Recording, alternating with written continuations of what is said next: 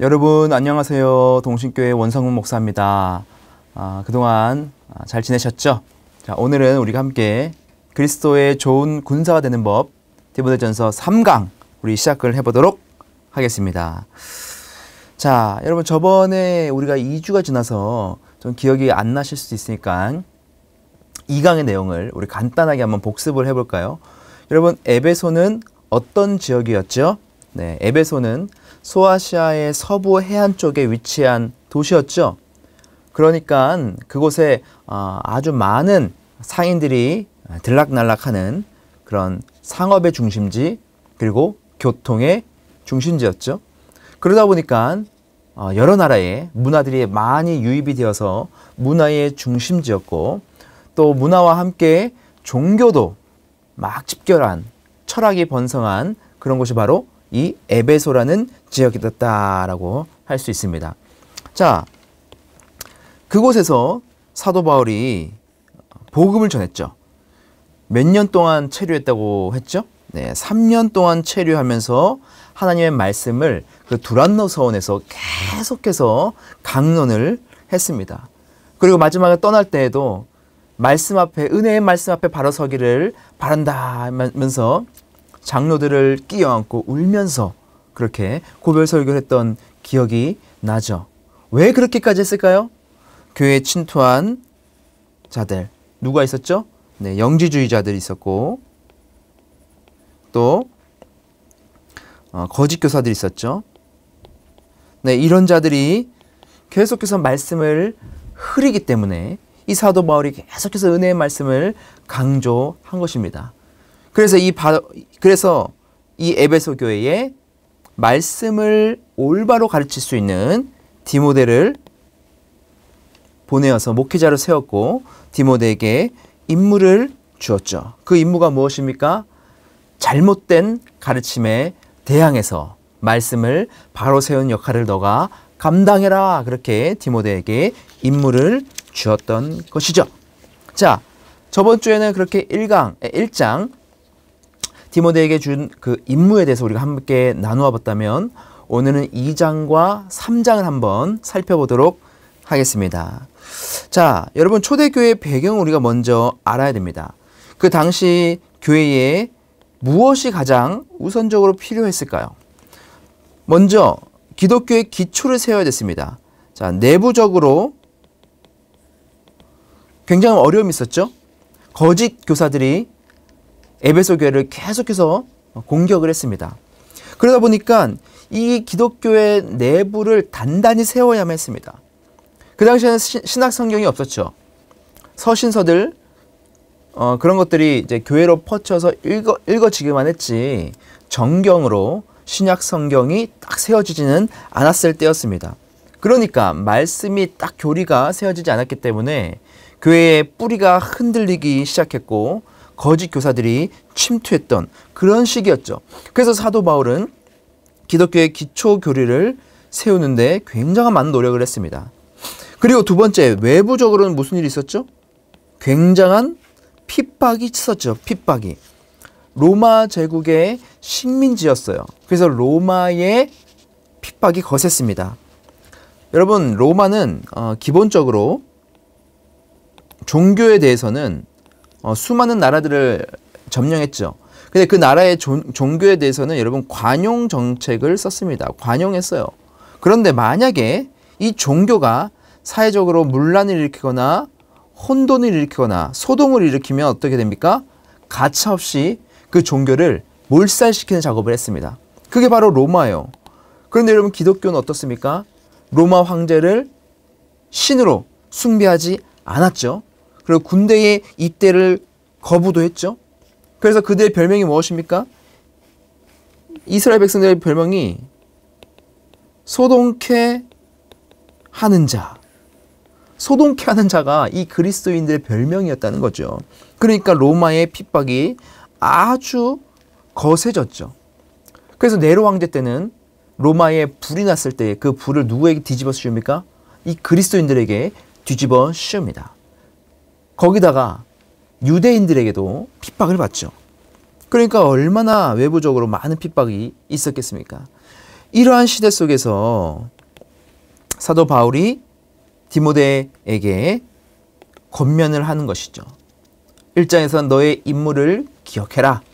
그리고 이제 2장에서는 구체적으로 이제 권합니다. 자, 디모데전서 2장 1절을 제가 읽어볼게요. 그러므로 내가 첫 번째로 권하노니. 자, 사도 바울이 첫째로 권하는 내용이 나옵니다. 그게 무엇입니까? 자, 보세요. 모든 사람을 위하여 간구와 기도와 도고와 감사를 하되 라고 되어 있죠. 사도 바울이 가장 먼저 권했던 이 권면이 무엇이냐? 바로 기도라는 것이다. 기도. 이것을 네 개를 다 우리가 기도라고 통틀어서 말할 수 있겠죠? 비슷하지만 각각 다른 강조점을 가지고 있는 이 기도에 대한 강조를 지금 사도 바울이 하고 있는 겁니다. 여러분, 기도는 우리의 무기입니다. 고난받는 성도들이 승리할 수 있는 유일한 무기라는 것입니다. 여러분, 이것을 꼭 기억하시기 바랍니다. 바로 기도를 이렇게 사도 바울이 굉장히 강조했다는 것이죠. 자, 한번 구체적으로 볼게요. 그러면 기도하라고 했는데 어떻게 기도해야 되는가? 자, 디모데전서 2장 2절을 보겠습니다. 임금들과 높은 지위에 있는 모든 사람을 위하여 하라. 이는 우리가 모든 경건과 단정함으로 고요하고 평안한 생활을 하려 함이라. 자, 기도할 때 누구를 위해서 하라고 합니까? 모든 사람을 위해서 기도하라고 지금 기록하고 있다는 것이죠. 여러분, 그 당시에는 어떤 사회였냐면 분열된 사회였습니다. 분열된 사회. 누가 분열되어 있었죠? 네. 한 집안에 주인이 있고 종이 있었어요. 여러분, 그 당시에 잘 사는 집은 주인이 있고 그리고 합법적인 노예가 있었다는 것이죠. 여러분, 지금 생각해 보세요. 여러분들 키우는 그 반려견보다 못한 사람이 집에 있다고 생각해 보십시오. 여러분, 그 갭 차이가 어떨까요? 그 사람 취급도 받지 못했던 자들이 바로 이 종들이었어요. 제가 저번에 말씀드렸죠. 일꾼이 무엇입니까? 일꾼의 그 뜻은 그 로마의 그 전투선 배 밑에서 그냥 노를 젓는 사람들이에요. 그들은 그냥 거기서 굶어 죽어도 그냥 버려지는 존재들이에요. 그런 존재들과 주인이 한 집에 있었다는 것이죠. 얼마나 분열된 사이입니까? 이것뿐입니까? 남자와 누굽니까? 여자. 남자와 여자의 갭도 굉장히 큰 그런 사회였어요. 그래서 여러분, 성경에서조차도 사람을 셀 때에 여자의 수를 포함하지 않았어요. 예수님께서 5,000명을 먹였다고 기록되어 있죠? 5,000명이라는 것은 남자의 수만 기록된 겁니다. 여자와 어린아이가 합치면 2만 명이 아마 넘었을 거예요. 오병이어 사건에서. 그러니까 그만큼 남자와 여자의 갭도 굉장히 컸다는 것이죠. 이것뿐입니까? 유대인과 헬라인과에도 간의 관계도 여러분 굉장히 큰 갭이 있었어요. 유대인들은 선택받지 못한 백성들인 이 헬라인, 이방인들을 아주 부정한 사람들로 여겼습니다. 부정한 자들은 여러분 만져서도 안 돼요. 대하해서도 안 됩니다. 그래서 이스라엘 백성들은 그 당시에 여러분 이렇게 지중해가 있고 여기 요단강이 있고요. 사이가 있죠? 이 위에가 사마리아예요. 그리고 여기가 유대입니다. 이쪽이 또 다른 갈릴리 지방인데 이 사마리아 지방은 아예 땅도 밟지 않았어요. 그래서 이쪽으로 쭉 가면 이렇게 쭉 가면 굉장히 빨리 갈 수 있는데도 불구하고 이렇게 안 가고 오히려 멀리 돌아서 갔다는 거예요. 그만큼 이스라엘 백성들은 이 사마리아인 이 혼합인들 그리고 헬라인들 이방인들을 부정한 사람들로 여겼다는 것이죠. 그러니까 그 당시의 사회는 엄청나게 분열된 사회였다는 것이에요. 그런데 지금 사도 바울은 이런 분열된 사회 속에서 모든 사람을 기도의 대상으로 포함하고 있습니다.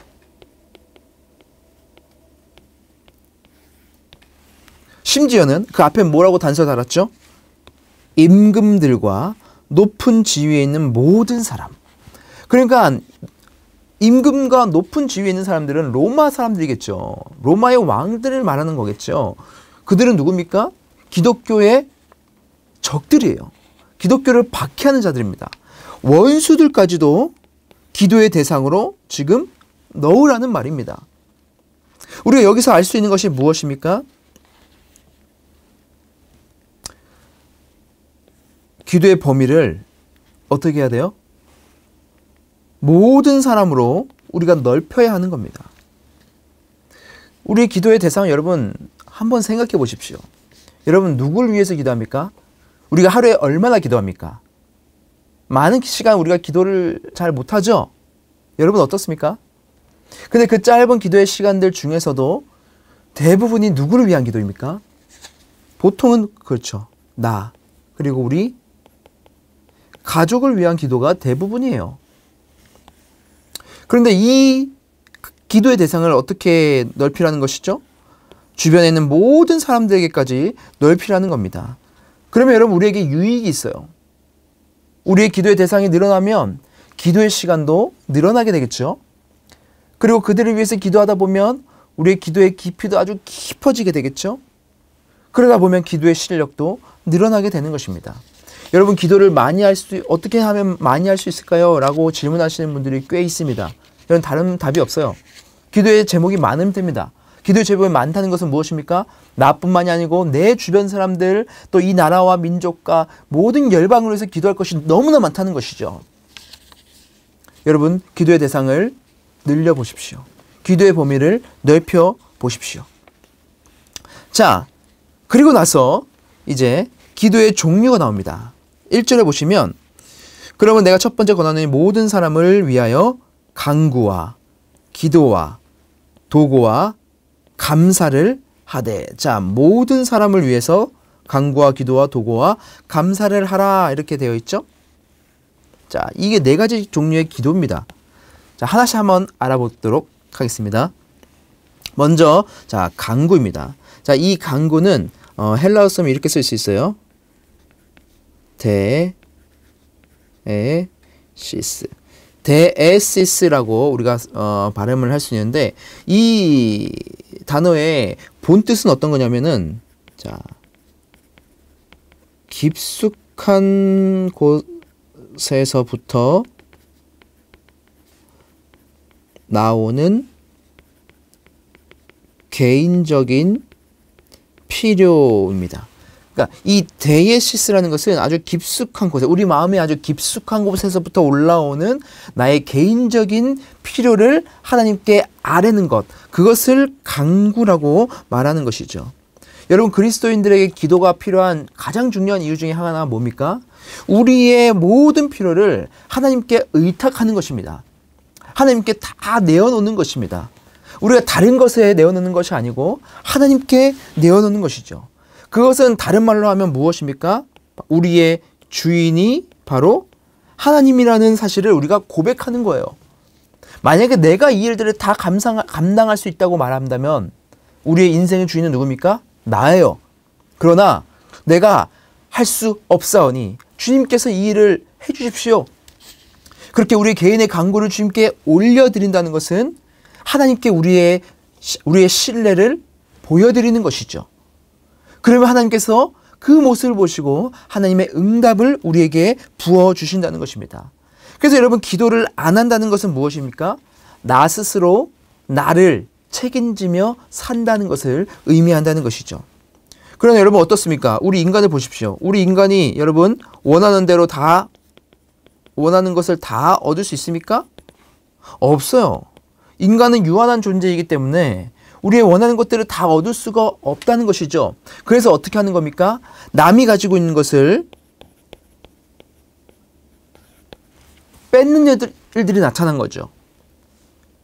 그러다 보면 남들과 싸우게 되고 갈등이 일어나게 되고 전쟁을 벌이게 된다는 것이죠. 여러분 이것이 바로 세상의 원리입니다. 이것이 바로 세상의 원리예요. 그러나 기독교의 원리는 다른 것이죠. 세상의 원리와 다른 것이죠. 바로 모든 것을 다 하나님께 의탁하는 것입니다. 그래서 여러분 사무엘상 1장 11절에 보면은 한나의 기도가 나와요. 한나가 서원하면서 이렇게 말합니다. 제가 읽어볼게요. 서원하여 이르되 만군의 여호와여 만일 주의 여종의 고통을 돌보시고 나를 기억하사 주의 여종을 잊지 아니하시고 주의 여종에게 아들을 주시면, 자, 여기까지는 자 개인의 아픔을 호소하면서 하나님 나에게 자녀를 좀 주십시오. 내가 자녀가 없어서 이렇게 업신여김을 받고 있습니다. 그렇게 지금 하나님께 자신의 그 처지를 호소하고 있는 거예요. 그런데 기도하다가 그 뒷부분으로 가면 어떻게 기도합니까? 내가 그의 평생에 그를 여호와께 드리고 삭도를 그의 머리에 대지 아니하겠나이다. 자, 서원 기도라는 것이죠. 하나님께서 마지막 사사인 사무엘을 이 한나에게 주시는데 이 한나는 그것을 몰랐겠죠. 그런데 만약 하나님께서 자신에게 아들을 주신다면 하나님 내가 이 아들을 당신께 드리겠습니다. 이렇게 기도를 하게 된다는 것이죠. 여러분 처음부터 한나가 이러한 마음이 있었겠습니까? 아니었을 거예요. 자신을 계속 무시하니까, 아들이 없다고 자녀가 없다고 무시하니까 그의 마음이 썩어 문드러져 가는 것이죠. 그래서 하나님께 하나님 좀 나에게 아들을 주십시오. 그렇게 간구하는 겁니다. 그런데 그렇게 간구하는 중에 그의 기도는 어떻게 바뀝니까? 하나님 이 아들을 내가 주신다면 하나님께 올려드리겠습니다. 그럴 때 하나님께서는 이 한나에게 마지막 이스라엘의 사사인 사무엘을 허락하시고 사무엘을 통해서 이스라엘을 구원하는 역사를 나타내는 것이죠. 그래서 여러분 우리의 기도는요, 처음에는 우리의 개인적인 필요로 시작을 합니다. 그러나 우리가 계속 기도를 하면 할수록 어떻게 돼요? 올바른 기도는 하나님의 마음을 알아가는 일로 바뀌게 돼요. 그래서 여러분 기도라는 것은요, 나의 마음과 하나님의 마음이 하나로 합쳐져 가는 겁니다. 하나님의 뜻에 우리의 필요가 맞춰 들어가는 것이에요. 그게 바로 기도입니다. 여러분 다른 종교들도 다 기도가 있어요. 그런데 다른 종교들과 우리의 기도의 다른 점이 무엇입니까? 다른 기도는 여러분, 다른 종교들은요 다 밑에서 위로 올라가는 상향식이에요. 계속해서 비는 거죠. 물을 떠놓고 비는 거죠. 그 나의 노력과 정성이 들어가면 어떤 신이 그것을 받아주는 이런 방식이에요. 그런데 하나님과 우리 사람과의 기도는 어떤 방식입니까? 쌍방이라는 것이죠. 우리가 하나님께 올려드리면 하나님께서 우리에게 은혜를 주시는 거예요. 이게 인격적인 관계 안에서 이루어진다는 것입니다. 그래서 달을 하는 거예요. 그게 바로 간구이라는 것이죠. 이게 바로 기도의 원리입니다. 두 번째는요, 뭐죠? 자, 두 번째는 보면, 그렇죠? 네. 간구와, 자, 기도입니다. 자, 여기서 이 기도는요, 그냥 똑같습니다. 일반적인 기도를 말하는 거예요. 헬라어로 쓰면 이렇게 쓸 수 있어요.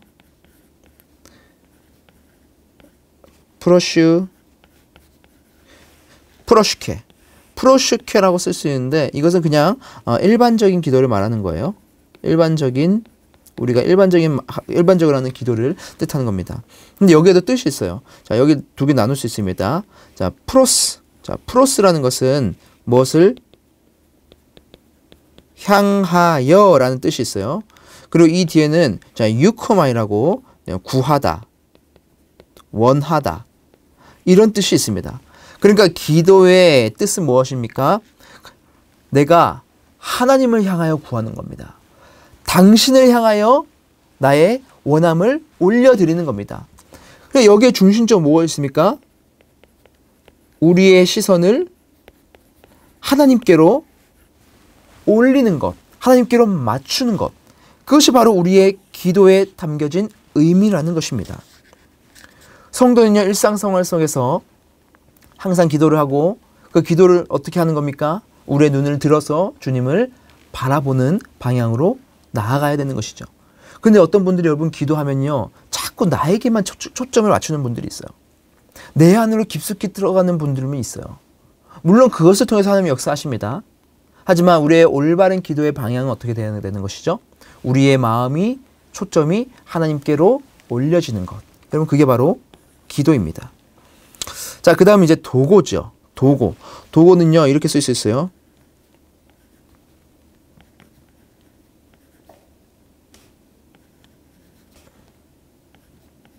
자, 엔투시조. 엔투시조라고 우리가 읽을 수 있는데, 이 엔투시조의 뜻은 뭐냐면은, 왕께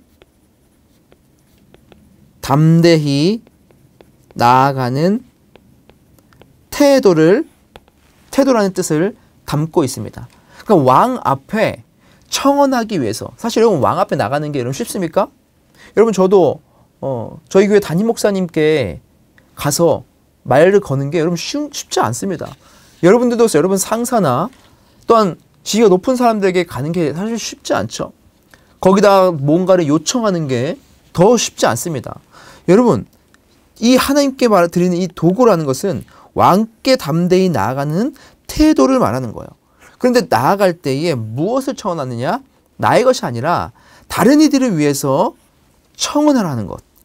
그러기 위해서 담대히 나아가는 것을 도구라고 하는 거예요. 그래서 이것을 다른 말로 하면 우리 교단 예전에는 이제 중보기도라고 하고 있죠. 지금도 중보기도라는 말을 많이 쓰죠. 그래서 사실 여러분 저희 교단에서는 이 중보기도라는 단어를 쓰지 않기로 결정을 했습니다. 왜냐하면 중보한다라는 것은 중간자의 입장에서 하나님께 기도를 전달하는 사람을 말하는 건데, 이것은 우리 인간이 할 수 있습니까? 할 수 없죠. 예수 그리스도만 할 수 있는 겁니다. 그래서 우리는 중보기도라는 말을 쓰지 말자 했는데, 우리가 지금까지 일반적으로 그렇게 이웃을 위해서, 남을 위해서 기도하는 것을 중보기도라고 했기 때문에 그냥 지금도 계속해서 관례도로 사용을 하고 있는 것이죠. 그래서 우리가 누구를 위해 기도해야 됩니까? 남을 위해서, 이웃을 위해서 기도해야 되는 것이죠. 그것을 도구라고 합니다. 도구기도. 자, 마지막에는 이제 감사가 나오죠. 자, 이 감사는요,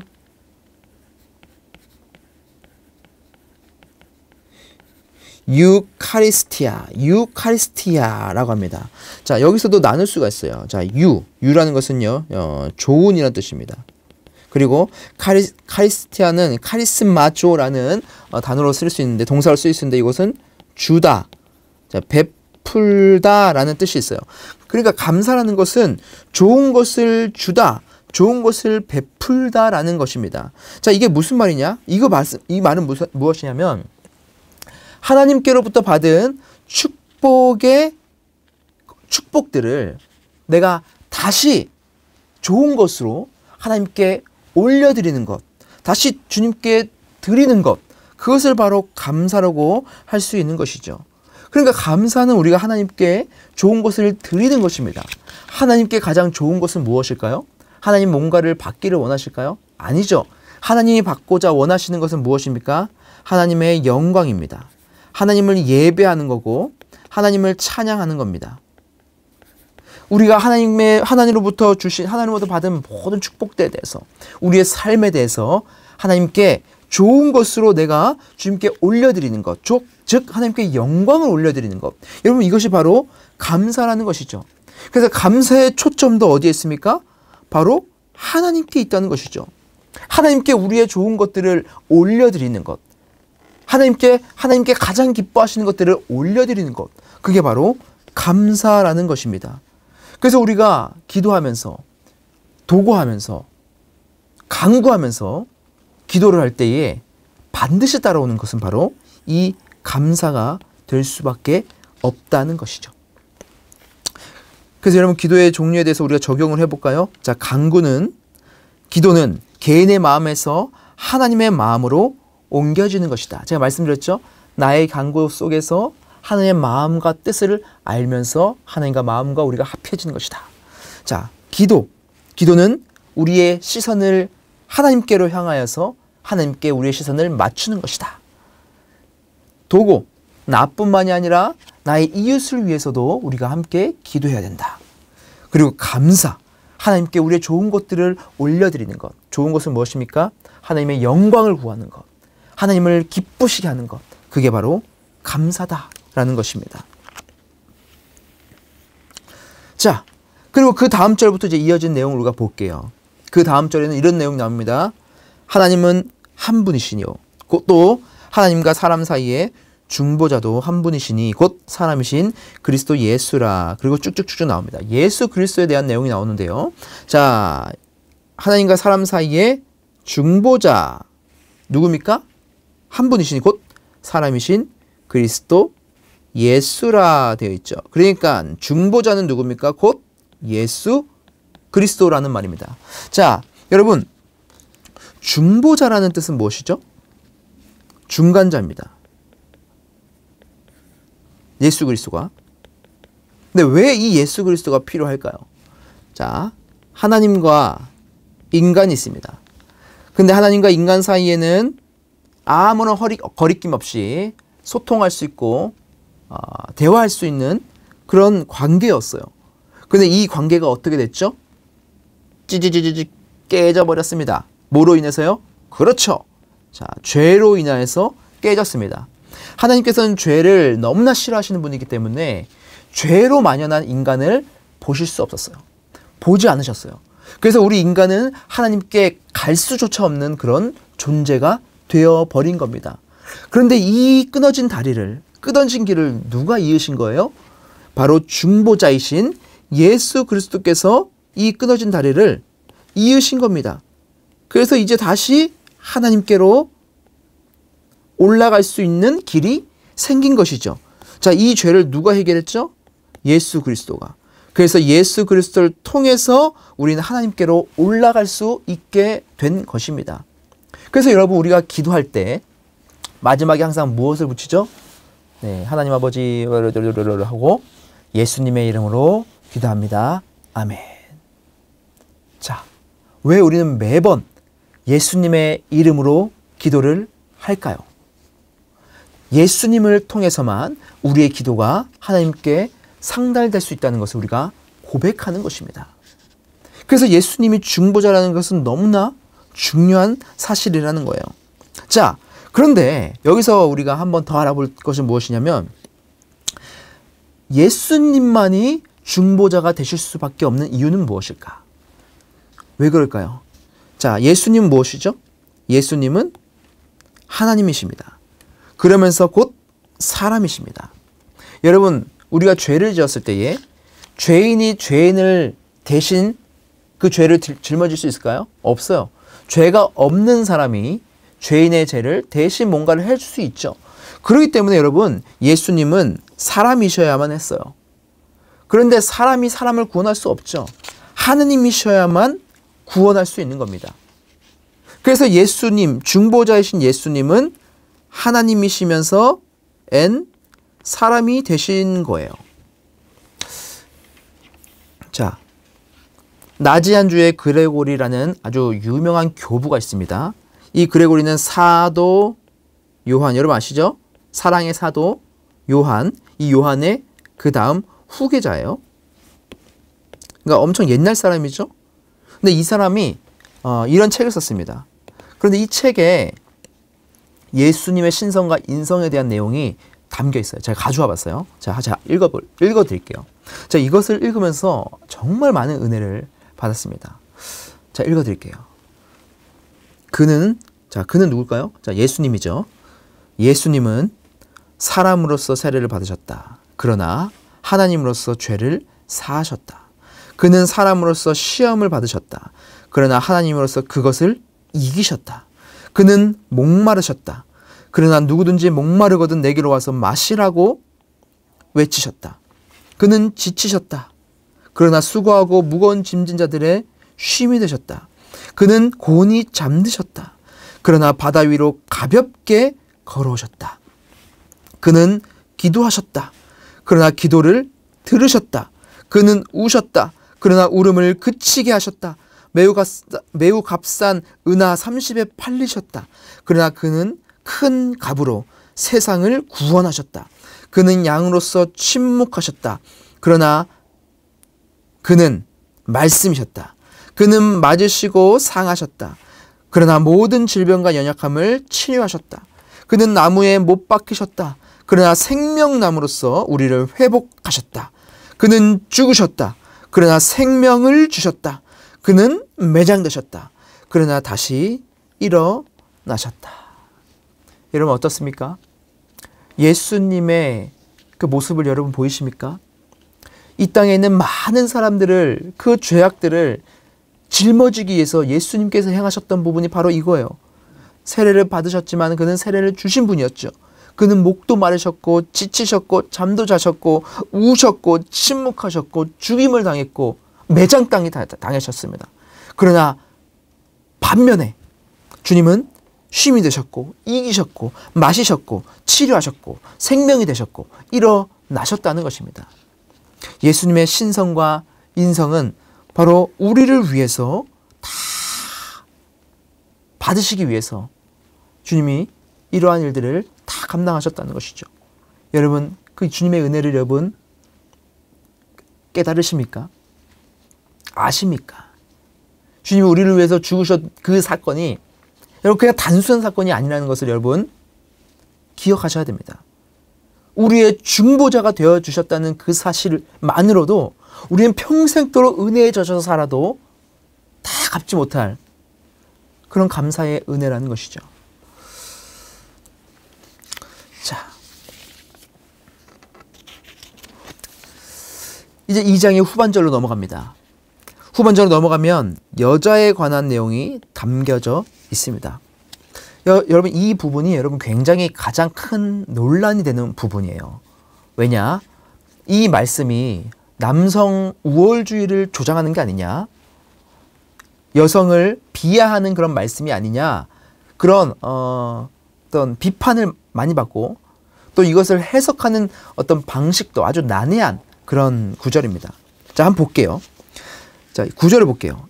또 이와 같이 여자들도 단정하게 옷을 입으며 소박함과 정절로서 자기를 단장하고 따은 머리와 금이나 진주나 값진 옷을 하지 말고 오직 선행으로 하기를 원하노라. 이것이 하나님을 경외한다 하는 자들에게 마땅한 것이니라. 되겠죠?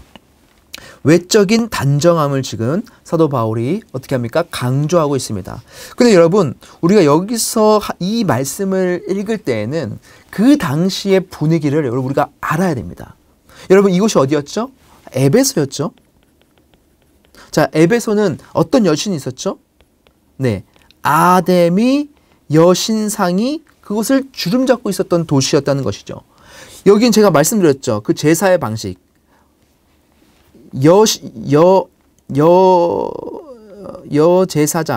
여제사장을 할까요?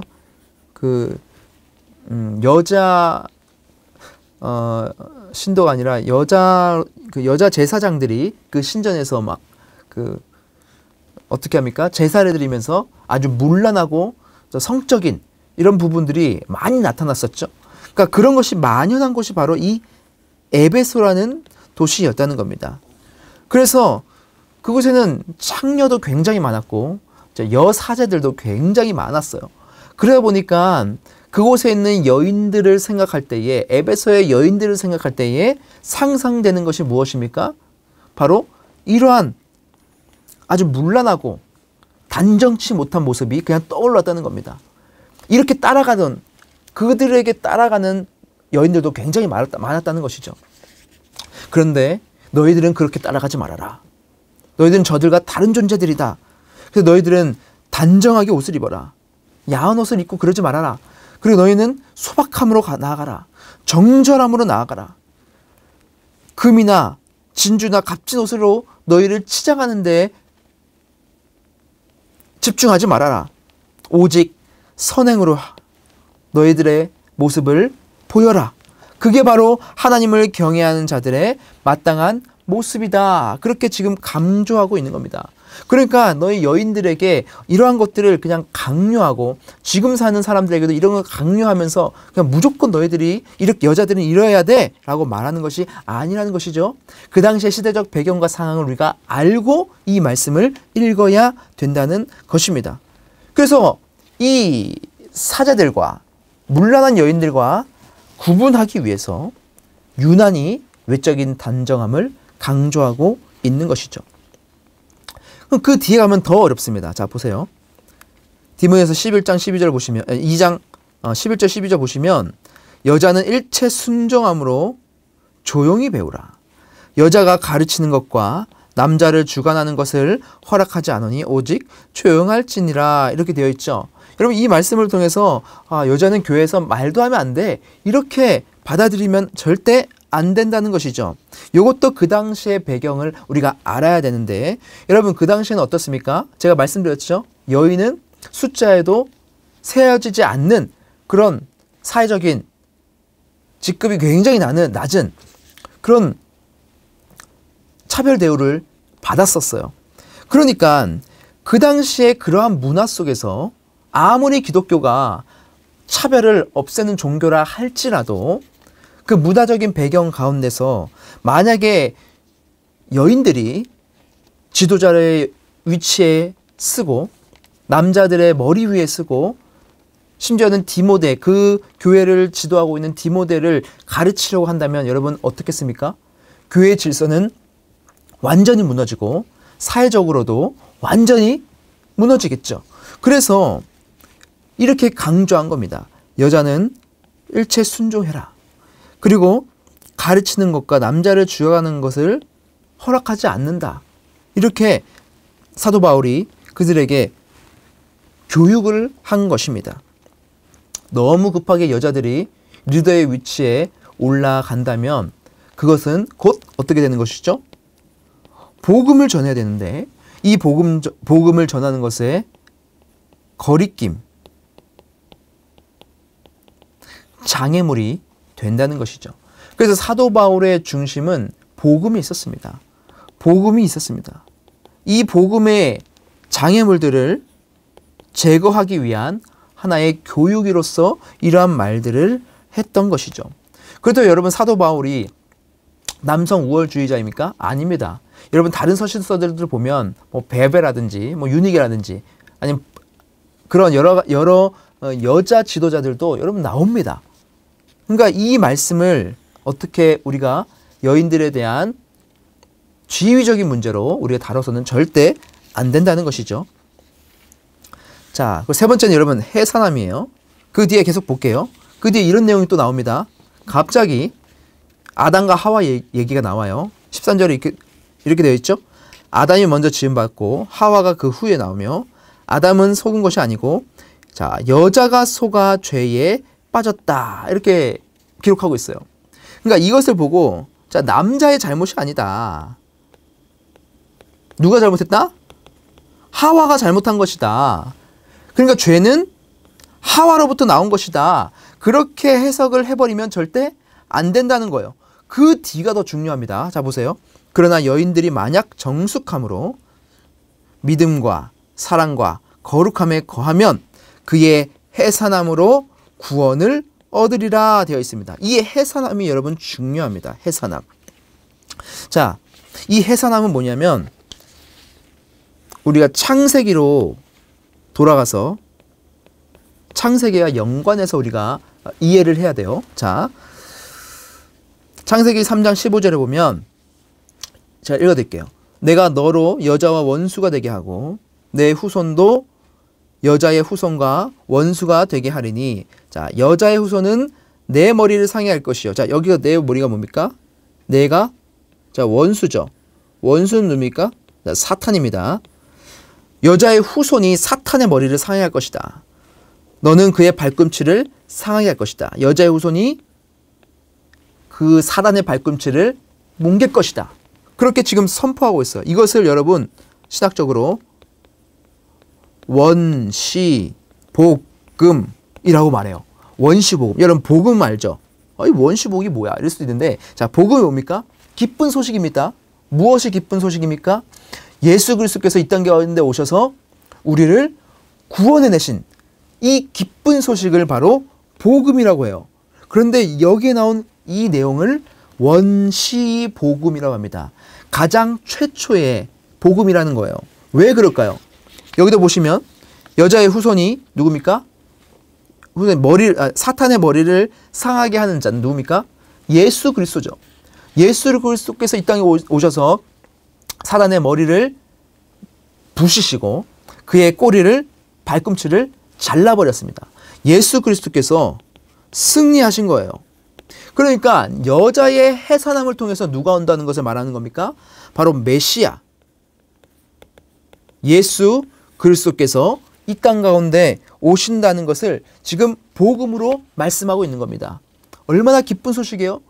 예수가 와서 이 땅의 모든 죄를 짊어지고 사단의 모든 괴계를 물리치실 것이다. 이 기쁜 소식을 이 창세기 15장부터 주셨다는 겁니다. 무엇을 통해서요? 여자의 후손의 그 해산함을 통해서 16절을 보시면 내가 수고하고 자식을 낳을 것이다. 이렇게 기록되어 있죠. 이렇게 기록되어 있습니다. 그러니까 여러분 우리가 다시 돌아가서 여기서 말씀하고 있는 이 그의 해산함으로 구원을 얻을 것이다. 그러니까 여인을 통해서 무엇이 임한다? 예수 그리스도가 임할 것이고 예수 그리스도 통한 복음의 역사가 이 땅 가운데 나타날 것이다 라고 지금 말씀을 하고 있다는 겁니다.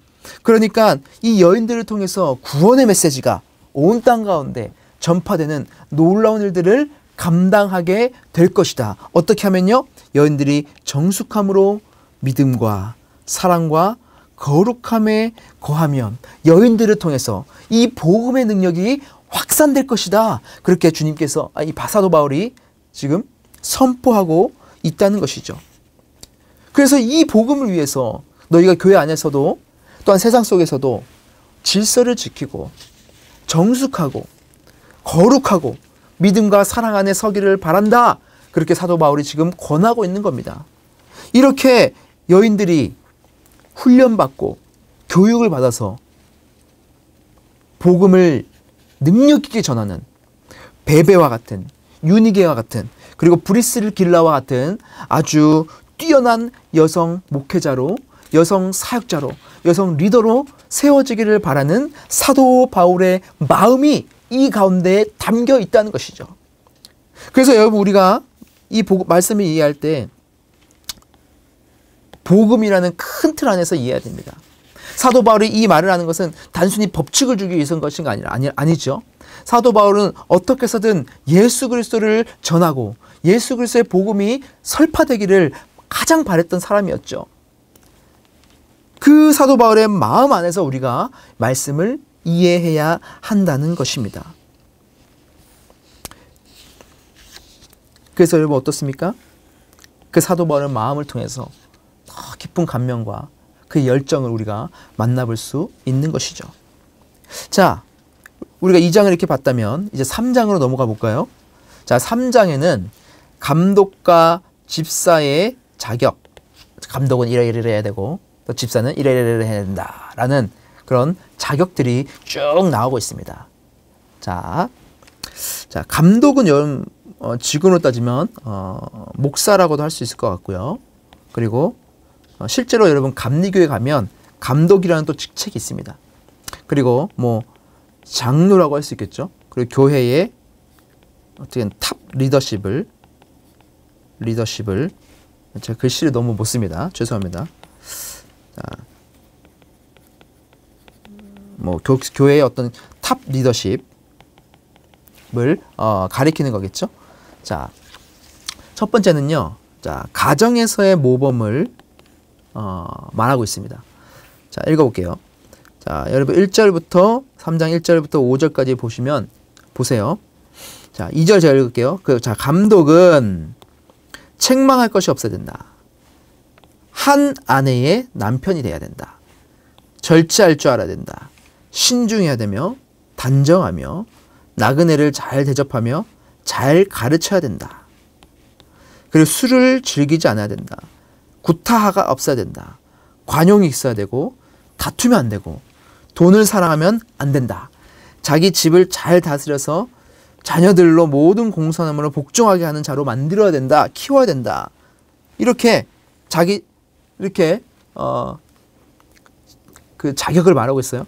그래서 5절 보면 사람이 자기 집을 다스릴 줄 알지 못하면 어찌 하나님의 교회를 돌보리요 라고 말하고 있습니다. 여러분 우리를 가장 잘하는 것은 누구죠? 가족들입니다. 왜냐하면 민낯을 다 보기 때문이죠. 가족에게 인정을 받는 자가 진짜 인정받는 자라는 말이 있죠. 그죠? 자기 아내에게 존경받는 남편이 진짜 존경받는 남편이다 라는 말이 있죠. 맞는 말입니다. 우리가 겉과 속이 다 드러날 수밖에 없는 가족 안에서, 가정 안에서 이러한 모범이 되는 모습을 보여야 되는 것이 가장 기본 중에 기본이라는 것이죠. 그런데 여러분 어떻습니까? 우리는 거꾸로 됐어요. 다른 밖에 있는 사람들에게는 아주 좋은 사람으로 인식돼요. 왜냐?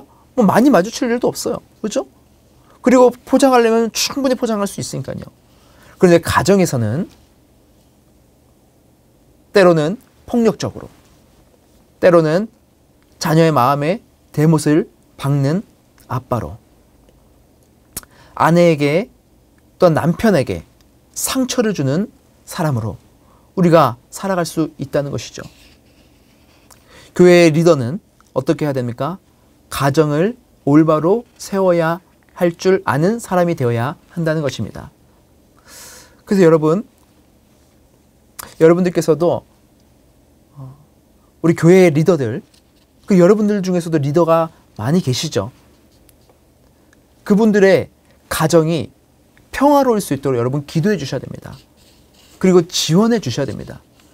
제가 목사여서 이런 말씀을 드리기가 좀 죄송스럽지만 그러면서 이제 말씀이 나왔기 때문에 이런 목회자를 위해서도 목회자가 가정 사역을 할 수 있는 여건도 여러분 마련해 주셔야 되는 것이죠. 자, 그 다음 넘어가 볼게요. 그 다음에는 교회에서의 모범을 말하고 있습니다. 디모데전서 3장 6절을 제가 한번 읽어볼게요.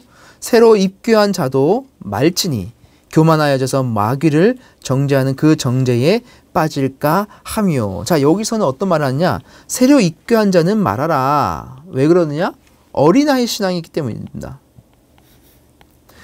물론 여러분 교회에 많이 다닌 연수가 막 엄청 중요하지는 않죠. 처음 믿는 분도 가장 뜨겁고 순수하게 믿을 수 있죠. 하지만 그래도 여러분 신앙의 연수가 많이 되신 분들은 그만큼 하나님을 깊이 알아가고 하나님을 뜨겁게 섬기고 또 주님에 대한 지식들이 풍부한 그런 분들입니다. 그래서 교회에서는 하나님을 오랫도록 믿는 자들, 특히 이 당시에 어떻습니까? 굉장히 핍박이 심했던 시기죠. 배교자도 많이 나왔던 시대입니다. 그런 시대 속에서 하나님을 끝까지 배신하지 않고 오랫동안 믿어온 자들, 그런 자들을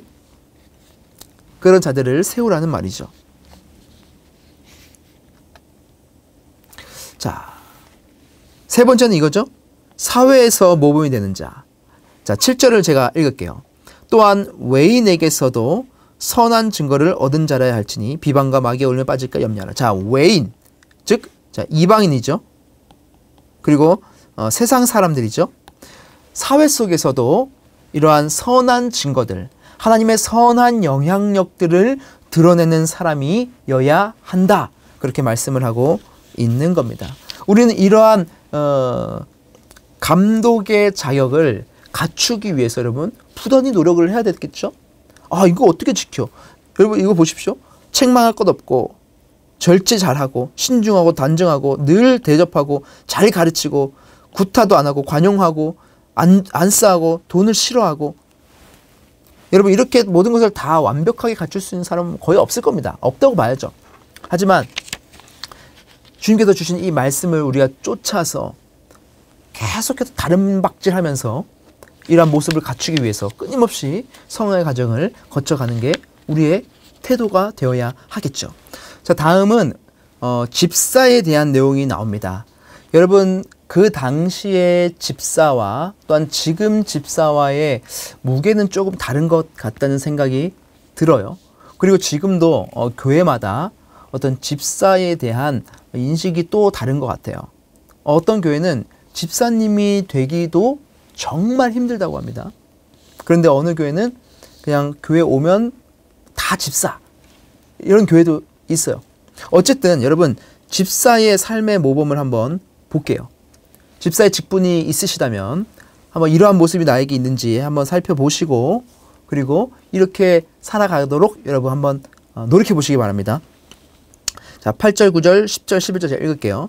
이가 집사도 정중하고 일구이연 한 입으로 두말하지 않고 술에 임박히지 아니하고 더러운 일을 탐하지 않고 깨끗한 양심에 믿음의 비밀을 가진 자라야 할지니 이에 이 사람들을 먼저 시험하여 보고 그 후에 책망할 것이 없으면 집사의 직분을 맡게 할 것이요 여자들도 이와 같이 정숙하고 모함하지 아니하며 절제하며 모든 일에 충성된 자라야 할지니라.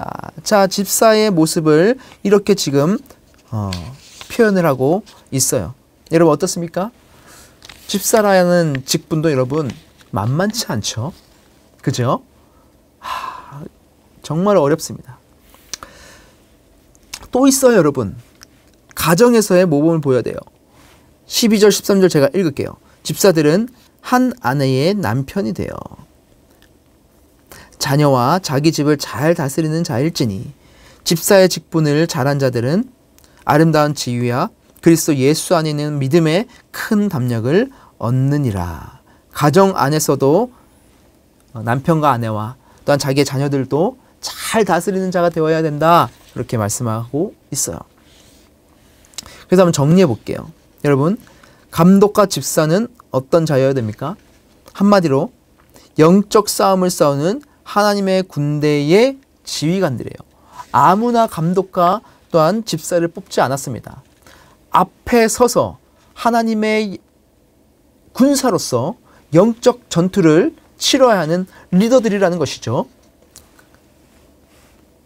그러니까 여러분, 이 리더로서의 모습을 갖춰야 되고 그래야만 복음으로 고난을 이기고 그리스도의 좋은 군사가 될 수 있다는 것입니다. 두 번째는요, 교회의 사명을 감당하기 위해서는 지도자들이 필요합니다. 근데 그 지도자들은 자격이 구비된 훈련된 자여야 한다는 것이죠. 그래서 여러분, 우리는 훈련을 받아야 됩니다. 훈련을 받는 자가 여러분 깨어지는 것이죠. 여러분, 기독교의 성장과 세상의 성장은 여러분 다릅니다. 기독교의 성장은 깨어짐이 있어야 돼요. 그리고 낮아짐이 있어야 됩니다. 그리고 충성됨이 나타나야 됩니다. 세상과 다르죠. 이것이 있기 위해서는 어떻게 됩니까? 내 자신을 자기를 여러분 부정해야 돼요. 여러분, 나의 낮아짐을 위해서는 나 자신을 부정해야 되죠. 그리고 부정한 그 자리에 누가 채워져야 됩니까? 그렇죠. 예수 그리스도가 그 마음 가운데 다시 채워져야 되는 것이죠. 그래야 변화가 일어나는 겁니다. 그 일을 위해서는 훈련이 필요한 것이죠. 그리고 세 번째로 복음으로 고난을 이기는 선봉장이 되어야 한다. 그리스도의 좋은 군사가 되기 위해서는 여러분 이러한 부분이 필요하다라는 것입니다. 자, 넘어가 볼게요. 자, 이제 15절을 볼게요. 만일 내가 지체하면 너로 하여금 하나님의 집에서 어떻게 행하여야 할지를 알게 하려 함이니 이 집은 살아계신 하나님의 교회요 진리의 기둥과 터니라. 자, 보세요. 자, 하나님의 집이 나옵니다.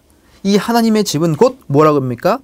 살아계신 하나님의 교회다라고 말하고 있죠. 곧 집과 교회를 동의어로 지금 쓰고 있다는 거예요. 그래서 교회를 성경은요, 하나님의 집이라고 표현을 하고 있다는 것입니다. 여러분, 집이라는 것은 어떤 곳일까요? 자, 여기 보시면 첫 번째는 갈아엎는 곳이에요. 왜 그러냐? 15절 보시면 하나님의 집에서 어떻게 행하여야 할지를 알게 하려 함이니 라고 되어 있죠. 여러분, 여기서 이 행하여야 할지를 이거를 헬라어로 쓰면 이렇게 쓸 수 있습니다.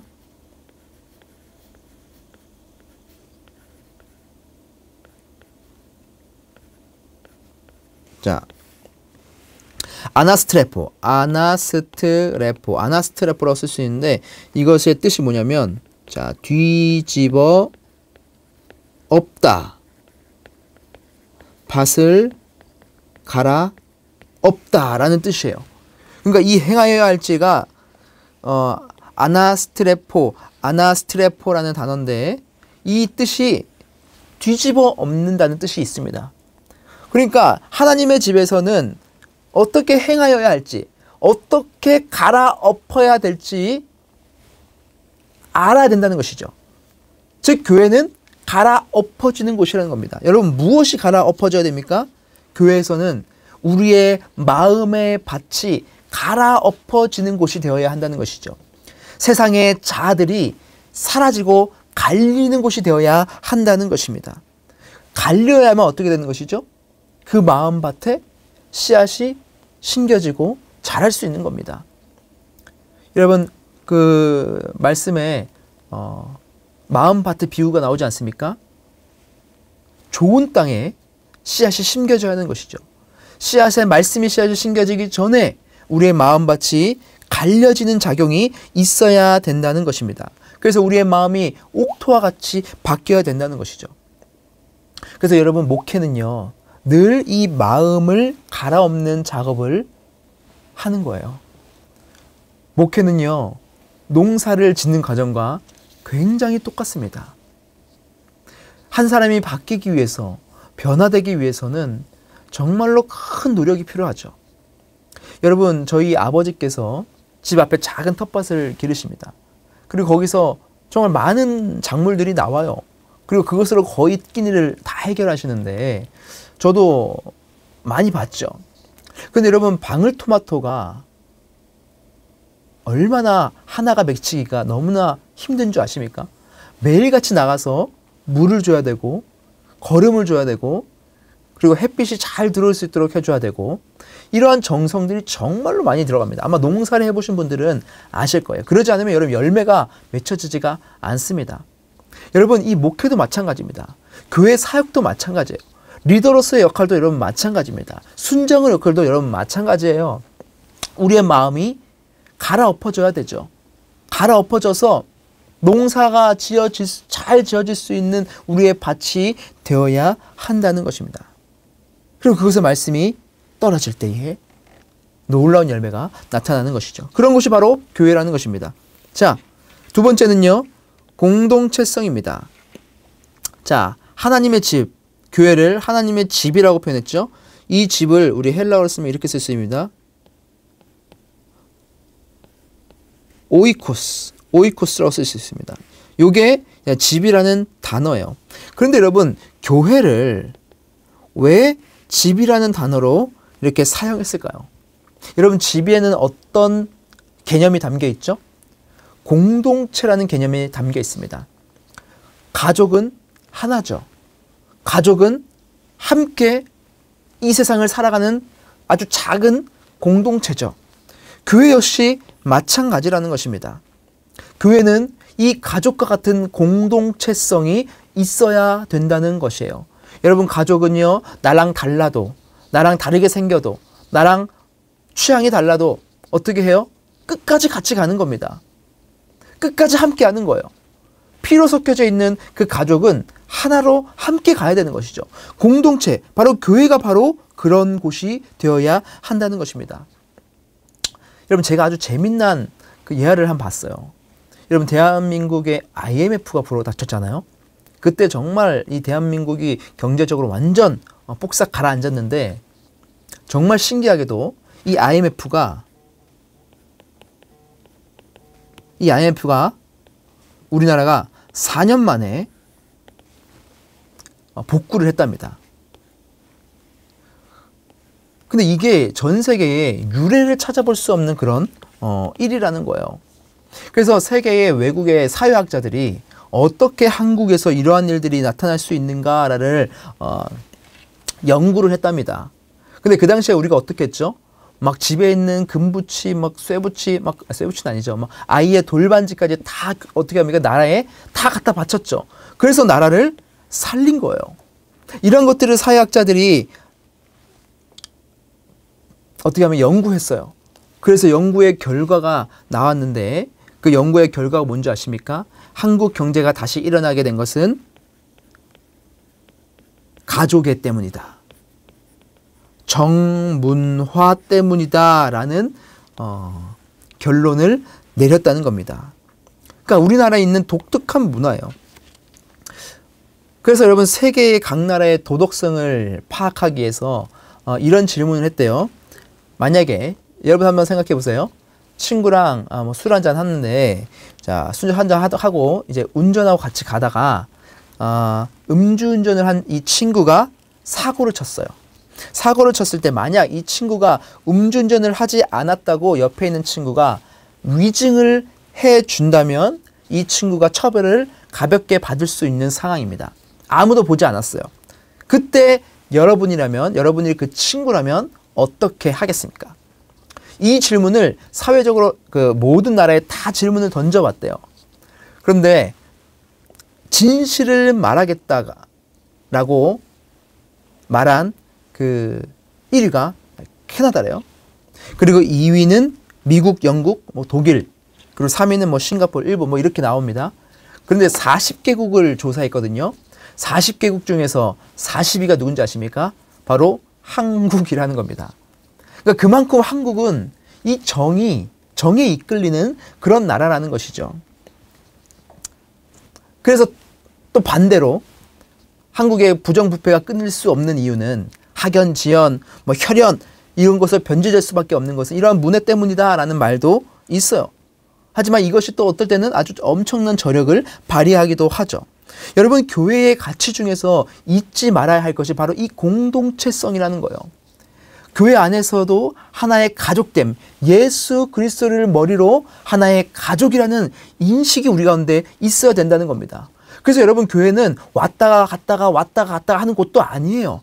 한번 여러분 교회를 정하셨으면 그 교회에 정말 죽이든 밥이 되든 끝까지 있는 것이 여러분 성도의 본 모습이 되어야 한다는 거죠. 그런데 여러분, 지금 요즘 시대에 교회를 옮기는 건 너무 쉽죠?